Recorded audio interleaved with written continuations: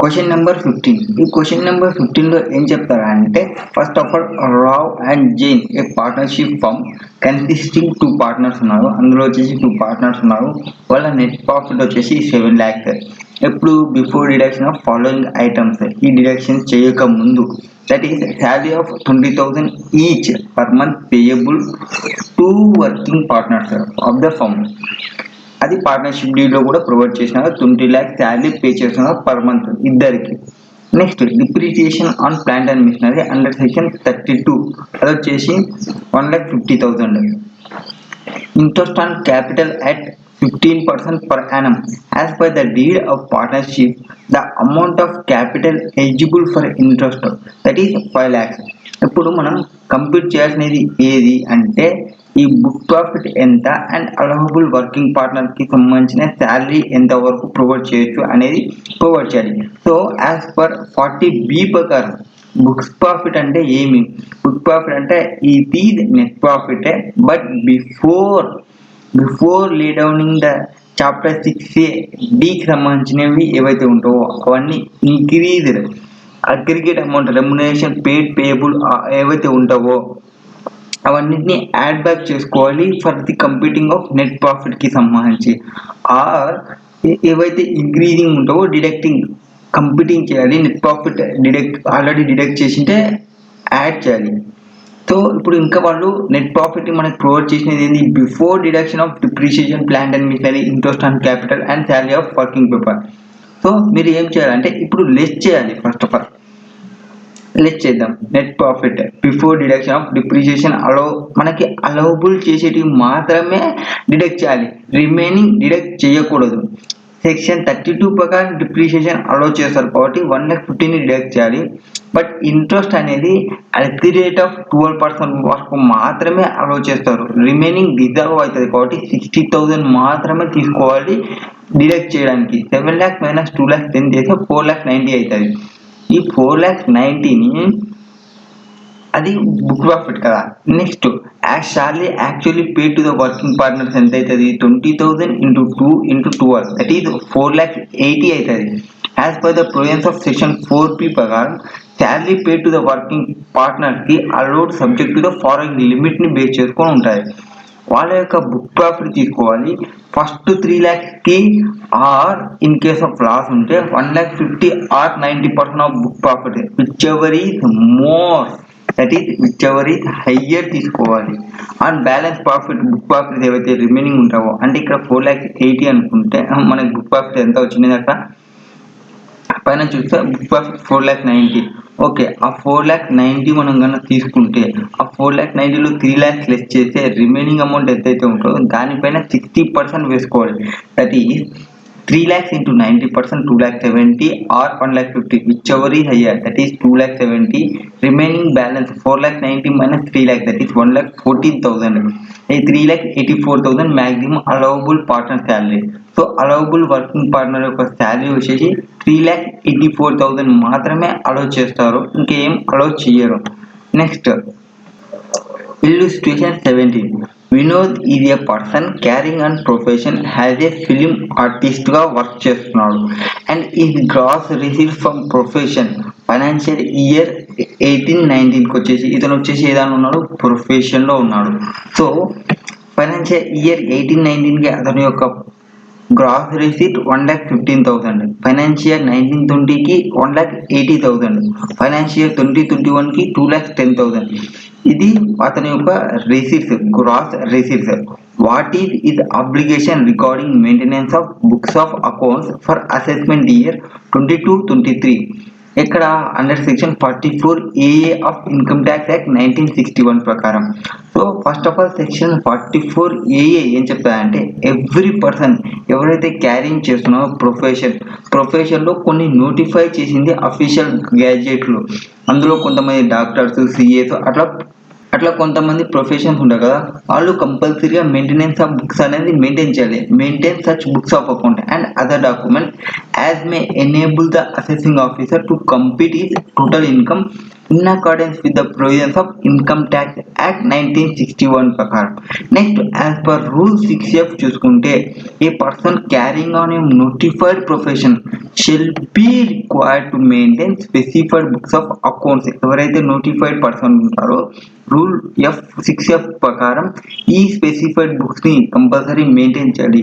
Only ఈ అతని యొక్క gross received in all the previous 3 financial years చూసుకుంటే ఇమీడియట్లీ ప్రిసీడింగ్ ఎక్సీడింగ్ 1,50,000 ఎక్సీడ్ అయితే, అంటే మన కేసులో 3 ఇయర్స్ చూసుకుంటే క్యుములేటివ్గా ఇక్కడ 3 ఇయర్స్ చూసుకుంటే ఇన్ ఆల్ ద 3 ఇయర్స్లో చూసుకుంటే ఒక ఇయర్లో 1,50,000 ఎక్సీడ్ కాలేదు.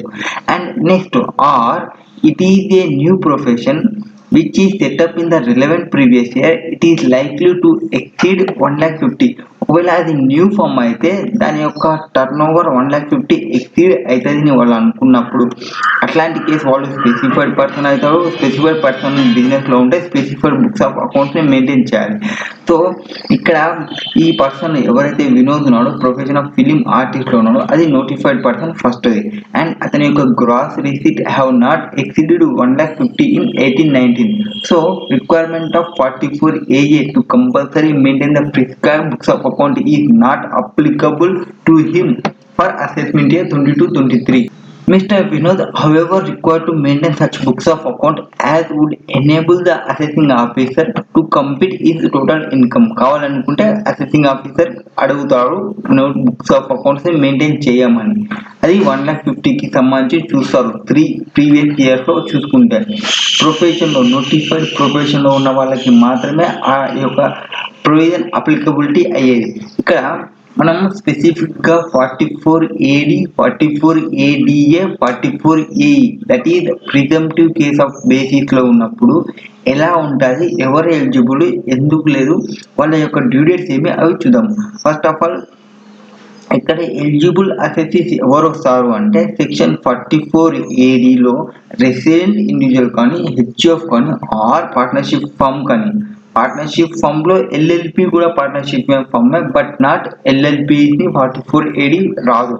Engage in eligible business and whose not claim deduction under section 10AA that is ఎస్హెచ్జికి సంబంధించి డిడక్షన్స్ క్లైమ్ చేయకూడదు. చాప్టర్ 6A అండర్ సిలో డిడక్షన్స్ క్లైమ్ చేయకూడదు. అట్లాంటి కేసు వాళ్ళకి ఈ 44AD అప్లికబుల్ అవుతుంది. అండ్ 44AD ఎవరికి అప్లికబుల్ కాదు అంటే a person carrying on profession specified under section 44AA. 44AAలో ఎవరు చెప్పినారు, కొంత నోటిఫైడ్ పర్సన్ పెట్టినారు.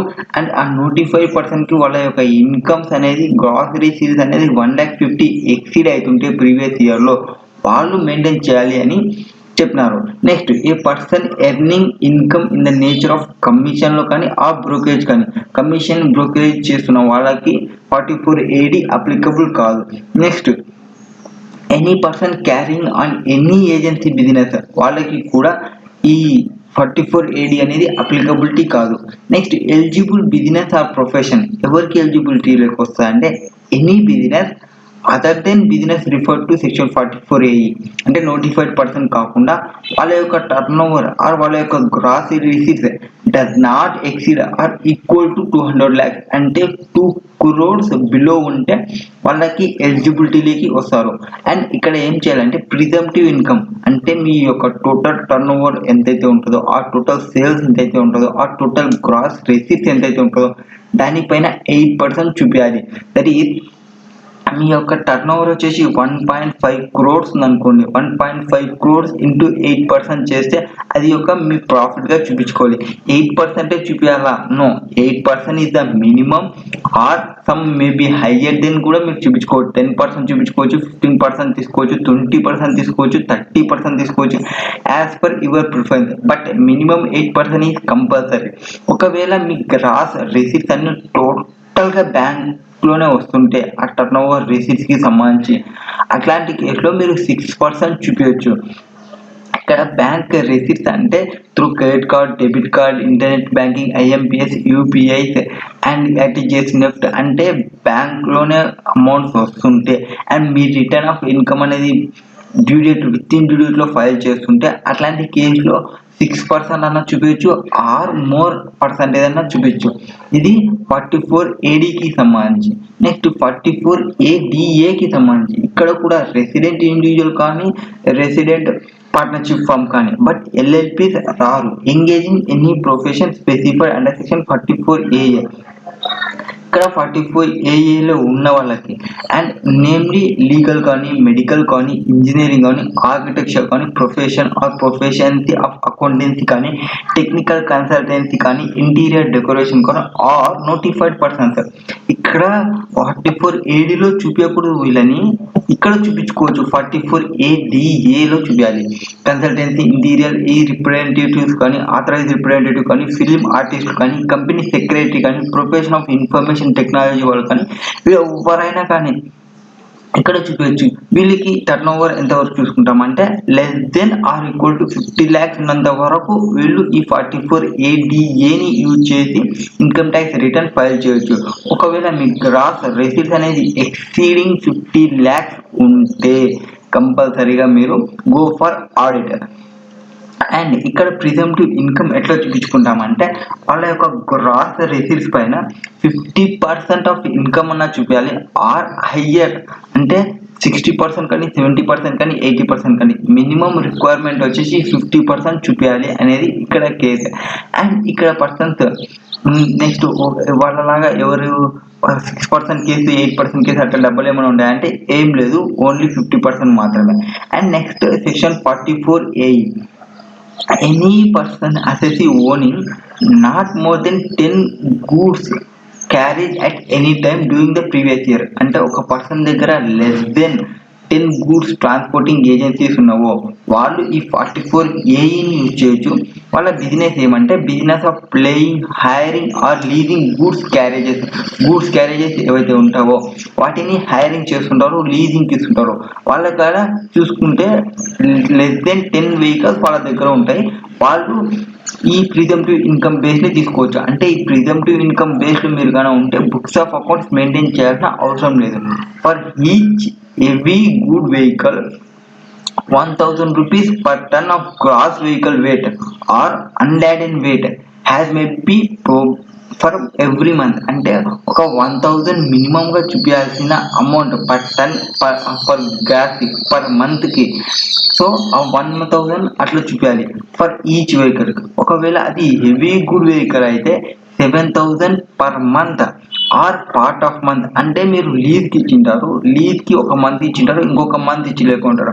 ఒక మంత్ ఇచ్చిన మంత్కి చూపించాలి, ఇవ్వని మంత్కి కూడా చూపించాలి. అదే ప్రిజంప్టివ్ ఇన్కమ్ అంటే మీకు ఇన్కమ్ రాని రాకపోని ఇన్కమ్ వచ్చినట్టు చూపించుకోవడమే ప్రిజంప్టివ్ కేస్ అంటే. నెక్స్ట్ ఇక్కడ మెయిన్గా నాన్ అవైలబిలిటీ ఆఫ్ డిడక్షన్ వాళ్ళు కంప్యూటింగ్ బిజినెస్ ఇన్కమ్ ఎప్పుడంటే ఈ సెక్షన్ 30 to 38 వరకు ఏవైతే ఉంటావో అంటే ఈ రెంట్స్ కానీ డిప్రిషియేషన్ కానీ ఆర్ ఏమైనా ఎక్స్పెండిచర్ ఉంటాయి ఆ ఎక్స్పెండిచర్ని స్పెసిఫిక్గా ఏం ప్రొవైడ్ చేయరు. ఆ ఎక్స్పెండిచర్ని మీరు క్లెయిమ్ చేసినట్టునే చూసుకుంటాము. ఆల్రెడీ 100 రూపీస్లో 92 రూపీస్ మీకు ఎక్స్పెండిచర్ లాగానే ప్రొవైడ్ చేస్తున్నారంటే ఇంకా మళ్ళీ ఎక్స్పెండిచర్ కావాలి అనడం కరెక్ట్ కాదు. Next even in case of firm అయితే శాలరీస్ అండ్ ఇంట్రెస్ట్ ఏవైతే పే చేస్తామో అవి కూడా డిడక్ట్ చేయడానికి రాదు. ప్రొఫెషన్లో వస్తే even in case of firm salary interest ఇక్కడ కూడా రాదు. అండ్ ఇక్కడ ఈ 44AEకి వస్తే ఇన్ కేస్ ఆఫ్ ఫమ్ అయితే salary and interest paid to partner is deductible but కొంతవరకు సబ్జెక్ట్ టు కండిషన్స్ అంటే సెక్షన్ 44B కండిషన్ చూసుకోవాలి.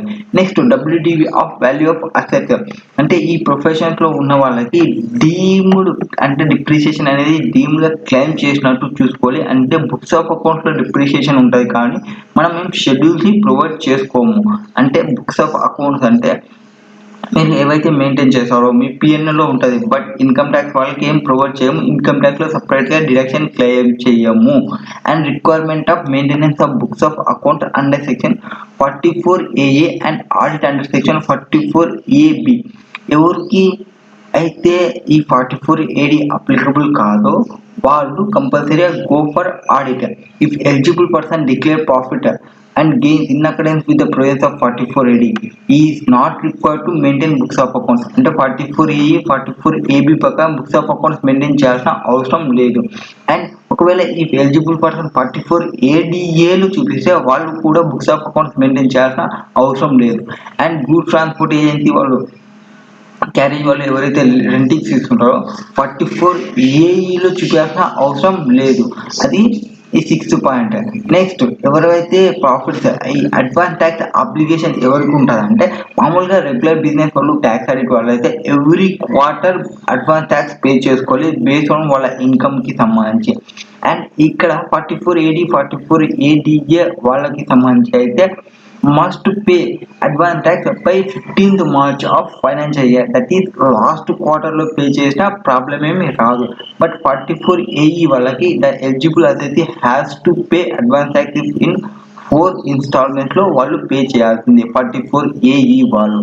Note, if it is A person not covered under presumptive tax provisions లో cover చేయలేదు అనుకోండి, under section 44 AB ప్రకారం books of accounts కంపల్సరీగా mandatory maintain చేయాలి. అతని యొక్క టర్న్ ఓవర్ బిజినెస్ లో ఉంటే గ్రేటర్ దెన్ 1 crore ఉంటే or 10 crores as the case may be in that previous year, or in case of profession లో ఉంటే అతని యొక్క గ్రాస్ రిసీట్స్ ప్రొఫెషన్ యొక్క గ్రాస్ రిసీట్స్ అనేది 50 lakhs ఎక్సీడ్ అయినా అంటే వాళ్ళు కంపల్సరీగా బుక్స్ ఆఫ్ అకౌంట్స్ మెయింటైన్ చేయాలి. ఇక్కడ 44 AEలో మనకి 1000 రూపీస్ 10,750 అవి చెప్పినా కదా, heavy goods vehicle, gross vehicle weights, unladen weights, వాటికి సంబంధించి మీనింగ్స్ అన్నమాట ఇవి. నెక్స్ట్ ఇప్పుడు ఫర్ ఎగ్జాంపుల్ మనం ఒక ఎగ్జాంపుల్ చూద్దాం. Let us consider the following particulars relating to individual mister A eligible అసెసి retail trade business లో ఉన్నాడు. అతని యొక్క turn over does not exceed 2 crores. First of all ఇతని యొక్క బిజినెస్ ఏమి రీటైల్ ట్రేడ్ బిజినెస్, సో 44 ADకి వచ్చే ఛాన్సెస్ ఉంది. అతని యొక్క టర్న్ ఓవర్ చూస్తే కూడా లెస్ దెన్ 2 crores ఉంది కాబట్టి 44 AD అప్లికబిలిటీకి వస్తుంది. ఇప్పుడు అతని యొక్క టోటల్ టర్న్ ఓవర్ చూద్దాము. అసెస్మెంట్ ఇయర్ 22-23 నుంచి టు అసెస్మెంట్ ఇయర్ 24-25 వరకు total turn over 1.8, 1.9, 2 crores. Okay. Amounts received through prescribed electronic mode. Okay, amounts అన్ని ప్రిస్క్రైబ్ లోనే తీసుకున్నాను అనుకోండి. 1.6, 1.45, 1.8 మొత్తం వచ్చిన దానిలో కొంతవరకు బ్యాంక్ లో మొత్తం రిసీవ్ చేసుకున్నాడు, రిమైనింగ్ అంతా క్యాష్ ఉండిండొచ్చు maybe. Income offered for taxation అంటే ఎంత పర్సెంటేజ్ టాక్సేషన్ చూపిస్తున్నారు అంటే ఎంత పర్సెంటేజ్ చూపించాలంటే ఈ బ్యాంక్ ఏదైతే ఉందో దీనిపైన వాళ్ళు 6% వేసుకోవచ్చు. అండ్ రిమైనింగ్ ఏదైతే ఉందో అంటే 20 lakhs రిమైనింగ్ ఉంటుంది కదా, దానిపైన 8% వేయాలి. అండ్ ఇక్కడ వచ్చేస్తే 140 పైన 6% వేసుకోవచ్చు. రిమైనింగ్ ఎంతైతే అమౌంట్ ఉంటుందో దానిపైన 8% చూపించాలి. అండ్ ఇక్కడ అది వచ్చేసి 2 crores లేకి వచ్చేసింది కాబట్టి ఇక్కడ గ్రాస్ రిసీట్స్ కి మనం ఏమంటారు, అతను 5% చూపించాలి ఇక్కడ ప్రాఫిట్ అనేది ఇన్కమ్ ఆఫర్ చేసినది. అప్పుడు చూసుకుంటే ప్రిజంప్టివ్ అనేది అప్లికబిలిటీ లేకి రాదు. 8% మ్యాండేటరీ ఆర్ 6% మ్యాండేటరీ. 5% తీసుకోవాలి అనుకుంటే ప్రిజంప్టివ్ ఆఫ్ చేసుకోవడానికి రాదు. ఇది మెయిన్గా దీనిలో ఉన్న ఎలిజిబిలిటీ. ఇప్పుడు ప్రిజంప్టివ్ కేసు నుంచి బయటికి రావడం ప్రాబ్లమా అంటే ఫస్ట్ ఆఫ్ ఆల్ ఏమొస్తుంది అంటే ఇక్కడ అసెస్మెంట్ 24-25 అతని యొక్క ఇన్కమ్ ని అతను 10 lakhs చూపిస్తున్నారు, టర్న్ ఓవర్ వచ్చేసి 2 crores ఉంది, అది 5%కి వస్తుంది. సో అతను ఏం చేయాలంటే బుక్స్ ఆఫ్ అకౌంట్స్ మెయింటైన్ చేయాలి 44 AA ప్రకారం అండ్ 44 AB ప్రకారం ఆడిట్ చేయాలి. Since he has not offered income in accordance with the provisions of 44 AD for 5 consecutive assessment year after assessment year 22-23, he will not eligible to claim benefit under section 44 AD for next 5 assessment succeeding assessment year. అంటే 2004-5 నుంచి తీసేస్తే అంటే assessment 25-26-29-30 వరకు అతను 44 AD లేకి రావడానికి chances లేవు. For example illustration 18 చూద్దాం. Mr Praveen engaged in retail trade, report turnover వచ్చేసి 1.98 crores. అతను టర్న్ ఓవర్ ని చూపించినాడు ఫర్ ద ఫైనాన్షియల్ 21-22కి. అండ్ అతని యొక్క income for the set business వచ్చేసి 13.20 lakhs చూపించినాడు completed as per provisions of section 6D ప్రకారం. The only source of income from Mr. Praveen assessment year 21-22 was first year of which declared business income వచ్చేసి prism to 44 AD. ఇప్పుడు మీకు question ఏమంటే, is mister Praveen also eligible to opt for prism to determination of income chargeable to tax for the assessment year 22-23. Assessment year 22-23 కూడా అతను ఈ presumptive case తీసుకోవచ్చా తీసుకోకూడదా? Yes, అతను presumptive కేసులకి తీసుకోవచ్చు. ఎందుకంటే అతని యొక్క టర్న్ ఓవర్ వచ్చేసి బిలో 2 crores ఉంది కాబట్టి. నెక్స్ట్ అతను so determine his income from retail trade as per the applicable presumptive provision assuming that whole of the turn over represent cash receipt. Cash receipt అయితే minimum 8% చూపించాలి. So అతని యొక్క income ఎంత అవుతుంది, అప్పుడు అతని యొక్క టర్న్ ఓవర్ పైన ఇంటూ 8% చేస్తే ఎంతైతే అమౌంట్ వస్తుందో ఆ అమౌంటే అతని యొక్క income. Next, in case of mister Praveen does not opt for presumptive taxation of income for retail trade, what are its applications under the Income Tax Act 1961? So అతను ఎప్పుడైతే presumptive case కన్నా తీసుకోకపోతే next 5 consecutive years, that is assessment year 22-23 నుంచి assessment year 26-27 వరకు ఈ presumptive taxation benefit claim చేయడానికి రాదు. And if he does not opt for presumptive taxation for previous year 21-22 presumptive taxation, మీరు ట్యాక్స్ ఆడిట్లో ఉండి ప్రిజంప్టివ్లోకి వచ్చినా అనుకోండి, నో ప్రాబ్లం. మళ్ళీ ప్రిజంప్టివ్ నుంచి ట్యాక్స్ ఆడిట్కి వెళ్ళాను అనుకోండి, అప్పుడు ట్యాక్స్ ఆడిట్ నుంచి మళ్ళీ ప్రిజంప్టివ్లోకి రావడానికి లేదు.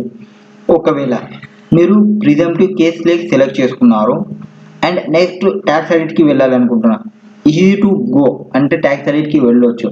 బట్ ట్యాక్స్ ఆడిట్కి వెళ్ళిన తర్వాత మళ్ళీ ప్రిజంప్టివ్లోకి రావడానికి ఛాన్సెస్ లేవు. 5 years మెయింటైన్ చేయాలి. ఎందుకోసం ఇట్లా మెయింటైన్ చేయాలి అంటే, ఒకవేళ మీ ఇన్కమ్ అనేది ప్రిజంప్టివ్లో చూసుకుంటే తక్కువ ఉందనుకోండి, ట్యాక్స్ ఆడిట్ కేసుకు వెళ్తే ఎక్కువ ఉందనుకోండి, మీరు ప్రిజంప్టివ్ సెలెక్ట్ చేసుకుంటారు. నెక్స్ట్ ఇయర్కి వచ్చినప్పుడు ఒకవేళ ప్రిజంప్టివ్లో మీకు ట్యాక్స్ ఎక్కువైంది అనుకోండి, ట్యాక్స్ ఆడిట్ కేసులో తక్కువైంది అనుకోండి, మీరు ట్యాక్స్ ఆడిట్ కేసు వెళ్తారు. సో విచ్ ఎవరి బెనిఫిషియరీ మీరు చూసుకుంటారు కాబట్టి మీరు అట్లా చూసుకోకుండా 5 years కంపల్సరీ అనేది పెట్టినారు ఇక్కడ గవర్నమెంట్ అనేది. Next, what is the due date for filing income tax return under both the options? ఏ ఆప్షన్కైనా మనకి ఇన్కమ్ ట్యాక్స్ రిటర్న్ ప్రకారం చూసుకుంటే, ఒకవేళ మీరు ప్రిజంప్టివ్ కేసుకి వెళ్తే మీ యొక్క డ్యూ డేట్ వచ్చేసి 31st July 2022. ఒకవేళ మీరు ప్రిజంప్టివ్ కేసు ఆఫ్ చేసుకోకుంటే మీరు ఆడిట్ చేయించుకోవాలి కాబట్టి మీ బుక్స్ ఆఫ్ అకౌంట్స్ మీ ఇన్కమ్ ట్యాక్స్ రిటర్న్ యొక్క డ్యూ డేట్ వచ్చేసి 31st October 2022 ప్రిజంప్టివ్కి సంబంధించి.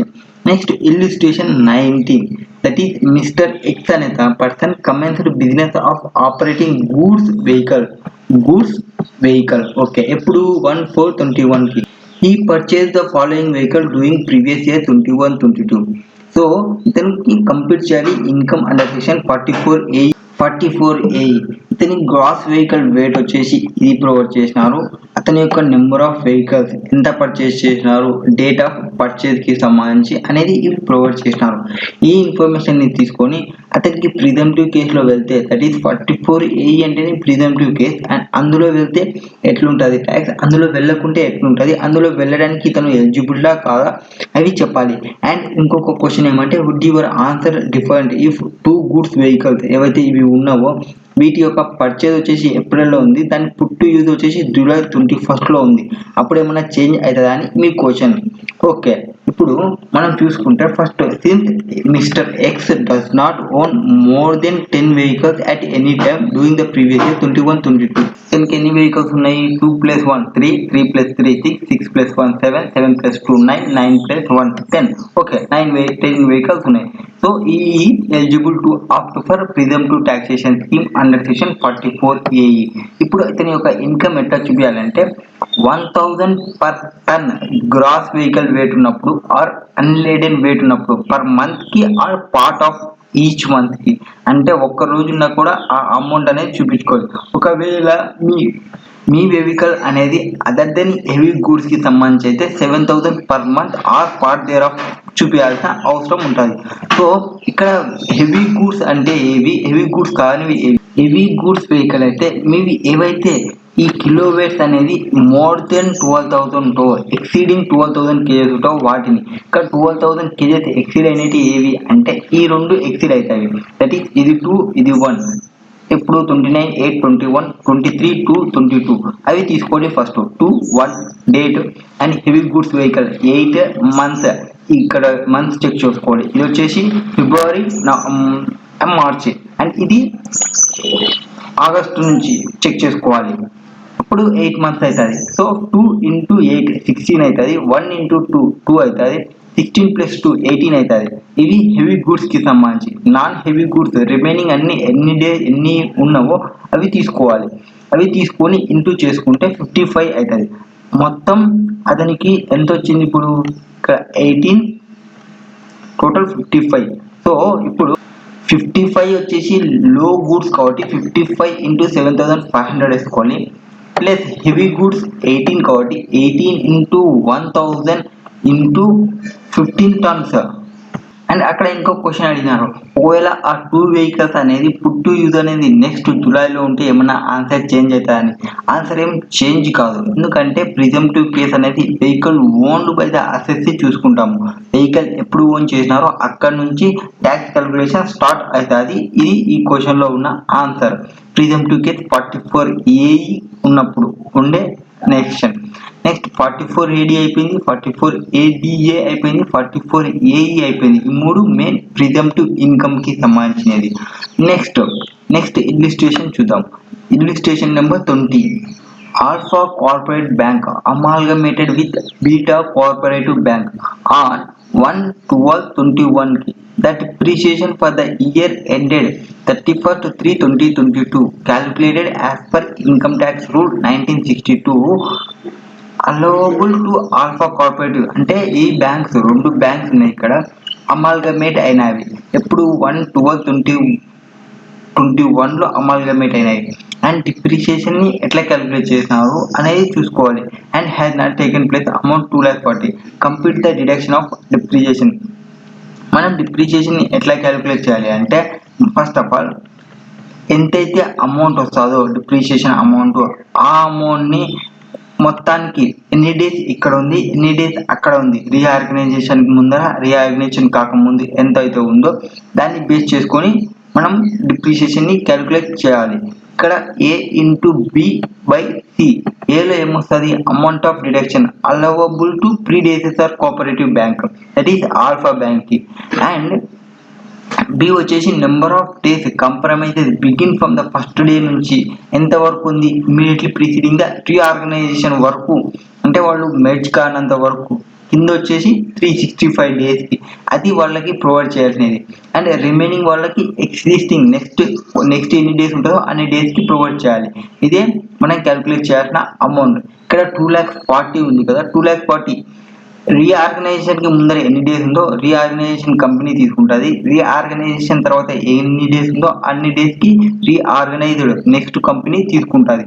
అది ఇక్కడ ఉన్న క్వశ్చన్.